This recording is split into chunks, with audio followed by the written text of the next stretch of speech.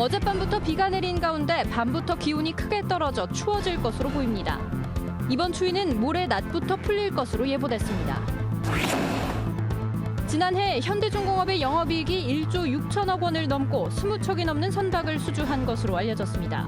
하지만 군산조선소 가동 중단 방침은 바뀌지 않고 있습니다.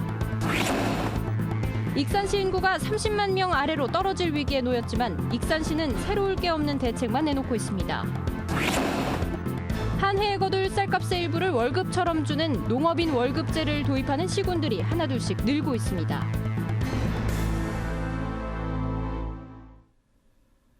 시청자 여러분 안녕하십니까? JTBC 8시 뉴스 시작합니다. 어젯밤부터 전북에는 비가 내렸다 그쳤다를 반복하고 있습니다. 기온도 어제보다 많이 내려갔는데요. 밤부터는 기온이 더 떨어지고 바람이 불면서 모레 아침까지 추위가 이어질 것으로 보입니다. 정원희 기자입니다.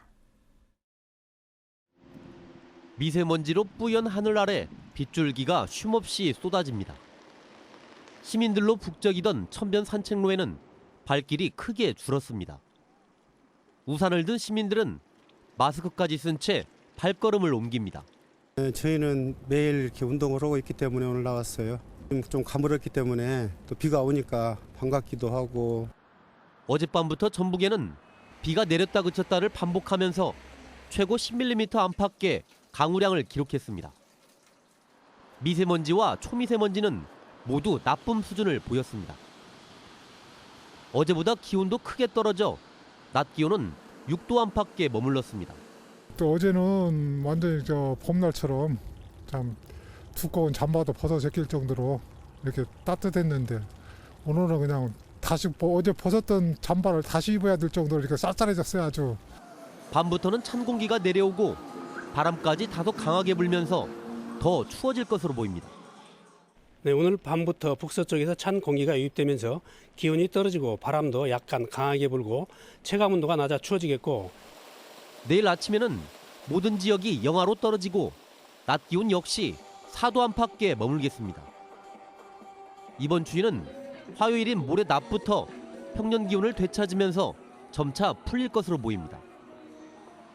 전주기상지청은 목요일 오후부터 금요일 사이에는 눈이 올 것으로 내다봤습니다. JTBC 뉴스 정원익입니다. 현대중공업의 재정 상태가 갈수록 호전되고 있습니다. 지난해 영업이익이 1조 6천억 원을 넘고 수주한 선박만 20척을 넘는 것으로 알려졌습니다. 하지만 현대중공업이 군산조선소 가동 중단 방침을 바꾸지 않자 전라북도가 걸기대회를 준비하고 있습니다. 김철 기자입니다. 현대중공업은 올 들어 노르웨이로부터 2척의 선박을 수주했습니다. 지난해 물량까지 더하면 20척 안팎의 선박을 수주한 것으로 알려졌습니다. 증권가는 지난해 현대중공업의 영업이익을 1조 6천억 원으로 예측해 흑자 전환이 확실해 보입니다. 또 재벌닷컴의 조사에서 지난해 사내 유보금은 14조 8천억 원으로 분석됐습니다. 현대중공업 노조는 이런 긍정적인 수치에도 군산조선소 도크를 폐쇄하려는 방침을 이해할 수 없다며 반발하고 있습니다. 노조는 군산조선소 폐쇄 움직임이 대주주의 지배구조 강화와 연관된 게 아닌가 의심하고 있습니다. 1조 6천억 정도의 영업이익이 남에도 불구하고 6개 회사로 분사를 하는 등등의 그 사업구조 재편이 주로 정몽준 회장의 기업 지배구조를 더 강화하려는 그런 일환으로 이루어지고 있기 때문에 그것을 막아달라고 하는 것이 노조의 부탁이었습니다. 그러나 현대중공업은 오는 6월 군산조선소 가동 중단 방침을 철회하지 않고 있습니다. 전라북도는 오는 14일 군산에서 5천 명이 참가하는 대규모 걸기 대회를 열기로 했습니다. 군산조선소에서 어느 정도 건조가 된다면 저희가 중단 사태는 막을 수 있지 않을까 이런 생각을 하고 있고, 이 부분에 대해서 우리 도민의 뜻을 좀 강력히 좀 전달할 필요가 있습니다. 이딴 기업 환경 개선에도 불구하고 현대중공업이 군산조선소 가동을 중단하면 잘못된 기업 윤리를 비판하는 목소리가 거세질 것으로 보입니다. JTBC 뉴스 김철입니다. 익산시의 인구수가 14개 시군 가운데 가장 빠르게 줄면서 30만 명 붕괴가 현실로 다가왔습니다. 인구가 급속히 줄면서 호남 3대 도시의 위상마저 위협받게 됐습니다. 김진영 기자입니다. 2001년 34만 명을 정점으로 익산시의 인구수는 내리막길을 걷고 있습니다. 지난해 인구는 30만 400명, 15년 사이에 4만 명이 줄었습니다. 2015년과 지난해에는 전라북도 14기 시군 가운데 인구 감소폭이 가장 컸습니다. 이런 추세라면 30만 명도 지키기 어렵다는 위기감이 커지고 있습니다. 인구수가 30만 명 아래로 떨어지면 인구수가 기준인 지방교부세가 감소하고 행정기구 축소가 불가피합니다. 또 현재 2명인 국회의원 수도 1명으로 줄어들 수 있습니다. 익산시가 30만 명 붕괴가 현실로 다가오자 인구 늘리기 대책을 내놓았습니다. 주소를 옮긴 타 지역 출신 대학생들에게 장학금을 지원하고 출산 장려금을 14기 시군 가운데 순창군 다음으로 많이 주기로 했습니다. 또 기업 유치와 생활 여건 개선, 귀농 귀촌 강화 등을 추진하기로 했습니다.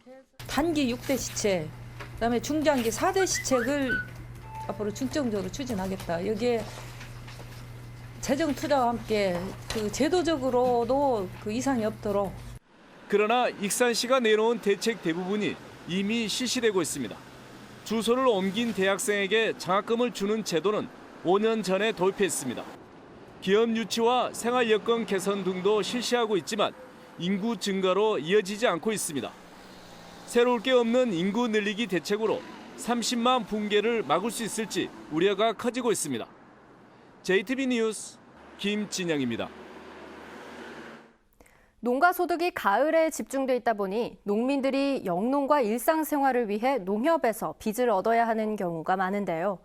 이런 문제를 해결하기 위해 최근 농업인 월급제를 도입하는 시군들이 하나둘씩 늘고 있습니다. 이승환 기자의 보도입니다. 이용덕 씨는 지난해 농업인 월급제에 가입해 농협에서 매달 100만 원씩을 미리 받았습니다. 가을에 받을 쌀값을 일부 앞당겨 받는 건데 매달 수입이 생기자 굳이 연리 2%짜리 영농자금을 가져다 쓰지 않아도 됐습니다. 지금 월급제로 다달이 100만 원 나오니까 살림에도 많이 보탬이 되고 농비로도 많이 쓰고 계획적으로 그 살림이 되니까. 농업인 월급제는 농민과 농협, 시군이 주체가 돼 운영합니다. 한 해 거둘 쌀값의 60% 한도에서 농협이 최대 100만 원씩 미리 월급처럼 주고 자치단체는 농협에 선지급에 따른 이자와 수수료를 지원하는 구조입니다. 농가의 만족도가 비교적 높다 보니 농업인 월급제를 도입하는 자치단체들이 꾸준히 늘고 있습니다. 임실과 완주, 익산에 이어 올해는 남원시도 이 제도를 도입할 예정입니다. 시행 초기인 만큼 과제도 적지 않습니다. 일단은 대상 장목이 벼에 국한돼 있습니다.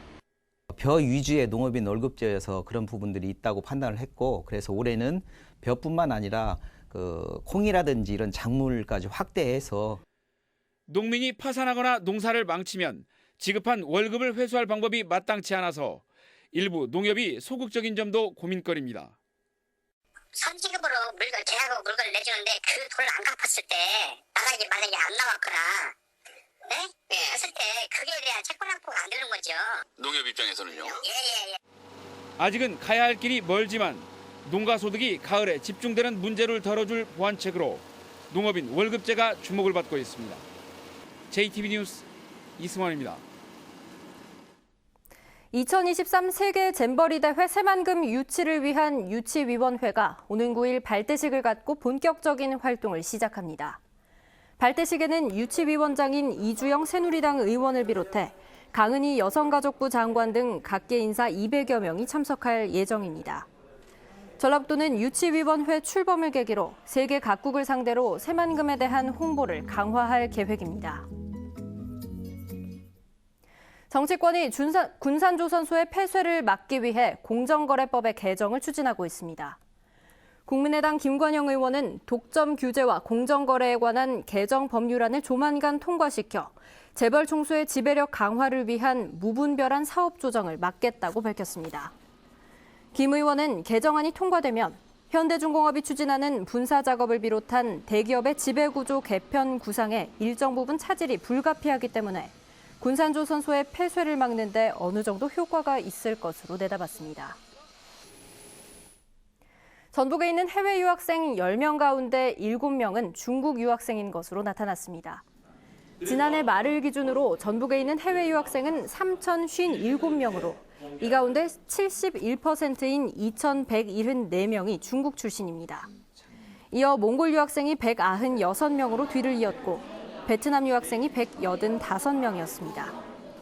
전라북도는 해외 유학생을 유치하기 위해 각 대학의 유학설명회와 해외교장단 초청 행사를 지원하기로 했습니다. 광공업 생산은 조금씩 호전되고 있지만 소비는 계속 침체 국면을 이어가고 있습니다. 통계청이 발표한 지난해 12월 전북의 산업활동 동향에 따르면 광공업 생산은 105.9로 10월 이후 2달 연속 상승세를 이어갔으며 한 해 전 같은 달과 비교해도 4.2% 신장했습니다. 하지만 소비자 심리는 좀처럼 회복되지 못하면서 대형 소비점의 판매액 지수는 89.9에 머물러 전년 동월 대비 2.5% 감소하는 등 2달 연속 마이너스권에 머물렀습니다. 군산항의 물동량 증가세가 서해안의 주요 항만 가운데 가장 저조한 것으로 나타났습니다. 해양수산부가 지난 2007년부터 지난해까지 10년 동안 서해안 항만 물동량 증가를 분석한 결과 인천항 16.6%, 평택 당진항 234%, 대산항 60.4%, 목포항이 60.9% 늘었지만 군산항은 10.8%에 그쳐 증가폭이 가장 낮았습니다.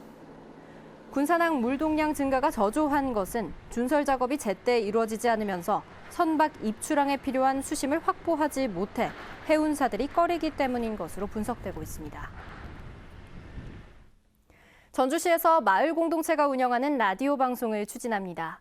전주시는 마을 주민들이 운영하는 이른바 노송 FM 라디오 방송을 오는 9월부터 운영하기로 하고 1억 원을 지원합니다.